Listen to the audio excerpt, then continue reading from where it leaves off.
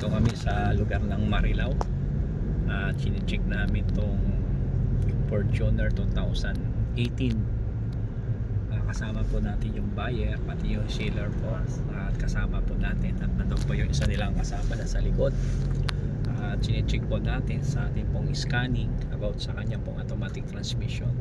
So nakita naman po natin na ang kanyang pong automatic transmission ay nagsisip po.